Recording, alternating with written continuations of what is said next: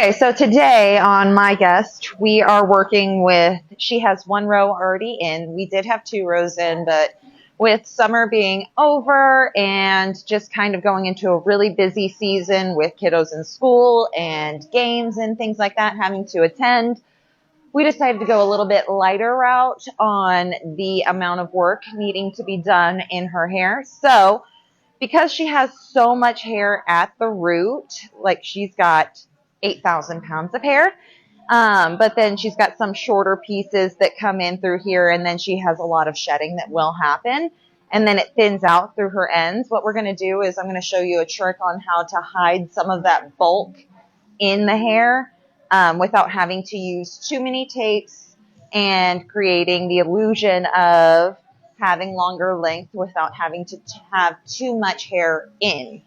And then we're also going to create a brighter money piece for her to help blend this darkness right around her face into her 3/8 balayage that she has going on. And depending on how I feel, I might pop a few brighter pieces underneath. So we'll see what happens.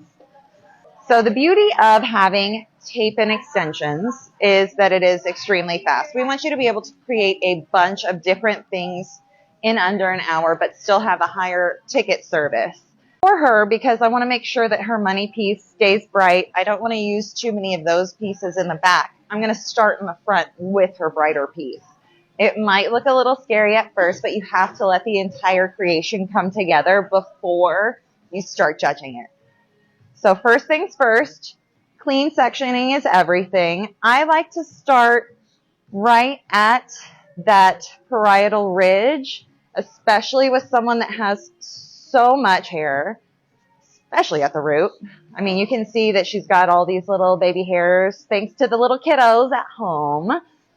So we're going to go ahead and make some super clean sectioning right here. Okay, so I'm going to look and see. Okay, so her row is right here. I'm going to go just a little bit above that. So her row is right here, and because I'm wanting to fill in this gap, I'm going to go in front of that first. Now, I don't want it to go and be a bright blonde tab in the very front, so what I'm going to do is I'm going to take this dark brown piece and take this bright blonde piece. So this is a 4-5 blend I have right here. Is a garnet from our Lush line. And what I'm going to do is I'm going to put the garnet on bottom and the 4-5 blend on top. But I'm actually going to take some thinning shears first, and I'm going to cut it twice.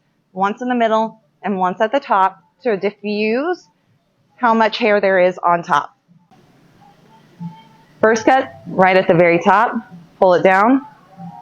So that took out 50% from there. I'm going to take out another 50% from the second half down. So she still has a little more coverage on the first half and then less coverage on the bottom half. Again, I'm putting the garnet on bottom.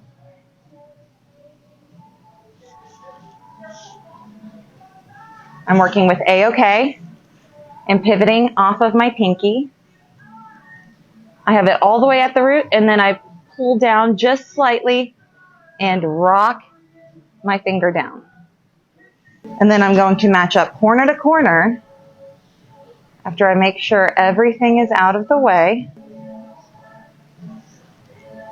Corner to corner.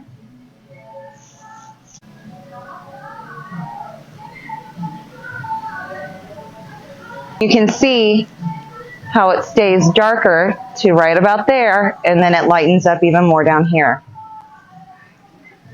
Go in, I do a good pinch from the center out to help create that watertight seal for us. And I'm going to go right underneath that for our next section.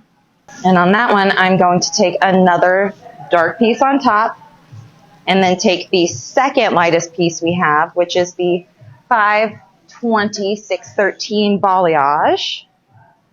And I'm going to do the same thing, but I'm only going to cut once into this with my thinning shears so that way it just diffuses it 50%. And because we like to bricklay, I'm going to go in and cut across. Tape tab right there.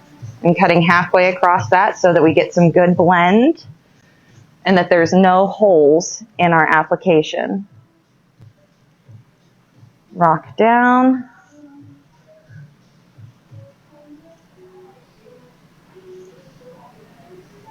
And then we match up corner to corner.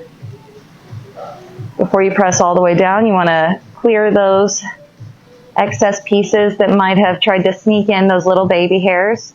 I do a light press and then I squeeze from the inside out.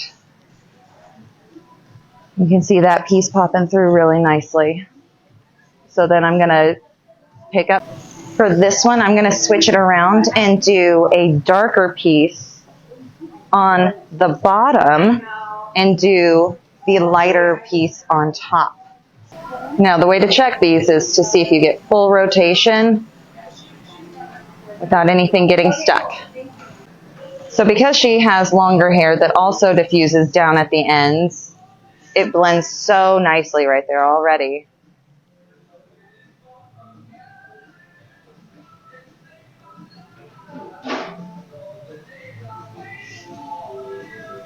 Okay, I'm going to just do the other side real quick and then I'll go. Okay, so now that we've got the tapes in on both sides to fill in that the money piece area and where there's also kind of a split between weft and natural hair, what we're going to do is, because she's got so much of her hair right here before the weft starts, I'm going to go in and take the bulk of it and drop it down. Because usually what we would do with tapes if we wanted to do a full head application is we'd come in and do a row here, and then a row here. So we would have 3 different rows.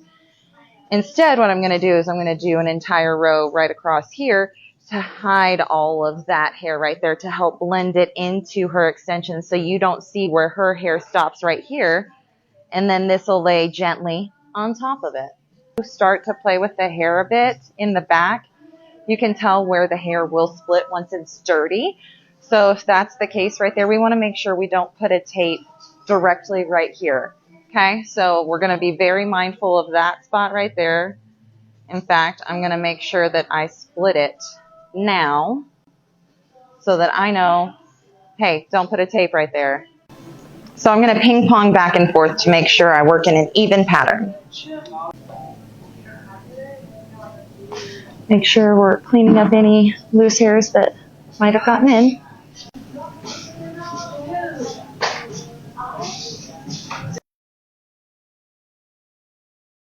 Okay, so when it comes to cutting, it's best to go ahead and have your guest stand up because that's when you're going to get the truest lay of the extensions. So as you can see, we have where her weft is already sitting. So we want to go ahead and connect point A to point B with our face frame right here, okay? So what I'm going to do is pull everything forward.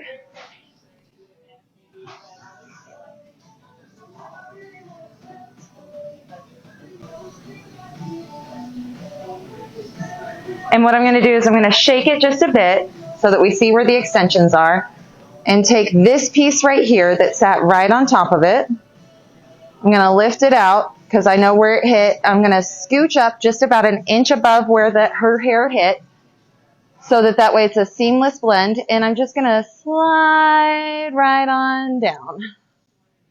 And it's better to start out cutting less because you can always start cutting more. You cannot go back in and add more on unless you've got more to add back on.